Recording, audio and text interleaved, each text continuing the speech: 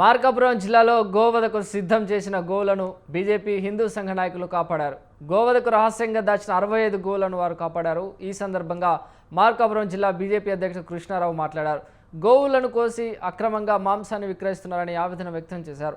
ఇలాంటి ఘటనలకు పాల్పడిన వారిని ప్రభుత్వం కఠిన చర్యలు తీసుకోవాలని కృష్ణారావు డిమాండ్ చేశారు. గోవును జాతీయ జంతువుగా గుర్తిస్తే గోవధలు ఆగుతాయన్నారు. ఇలాంటి ఘటనలు జరగకుండా అధికారులు జాగ్రత్తలు తీసుకోవాలని ఆయన కోరారు.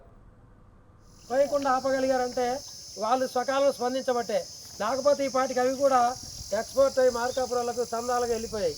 నమస్తే. పోలీసు వారు అందరూ కూడా స్పందించి వెంటనే దాదాపు 65 ఆవుల్ని కోయకుండా ఆపగలిగారు.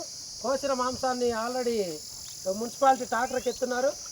పోలీసు వాళ్ళు కనుక సకాలంలో స్పందించకపోతే ఈ 65 ఆవులు చూడండి, చిన్న చిన్న దూడ పిల్లలు కూడా మనం ఎంత గోమాత అని ఎంత పూజించుకుంటున్నప్పటికీ కూడా ఈ విధంగా జరుగుతూ ఉంటే చాలా బాధ అనిపిస్తూ ఉంది. ఈ విషయంలో పోలీసు వారిని మన వాట్సాప్ స్పందించాలి. పట్టణ ఎస్ఐ గారు 65 గోవుల్ని కోయకుండా ఆపగలిగారంటే వాళ్ళు సకాలంలో స్పందించబట్టే, లేకపోతే ఈ పాటికి అవి కూడా ఎక్స్పోర్ట్ అయ్యి మార్కాపురాలకు చందాలుగా వెళ్ళిపోయాయి. నమస్తే.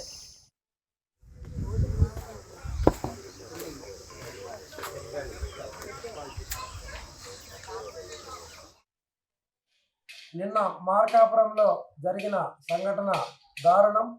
హిందూ బంధువులందరూ కూడా చాలా బాధాకరమైన విషయం విన్నారు.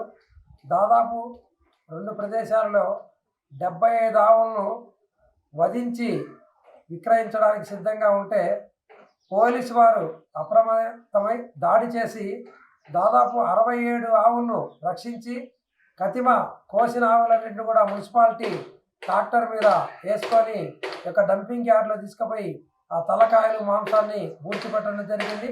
ముఖ్యంగా భారతదేశంలో గోమాతను దేశ జంతువుగా ప్రకటిస్తే ఈ యొక్క వధలు ఆగుతాయి.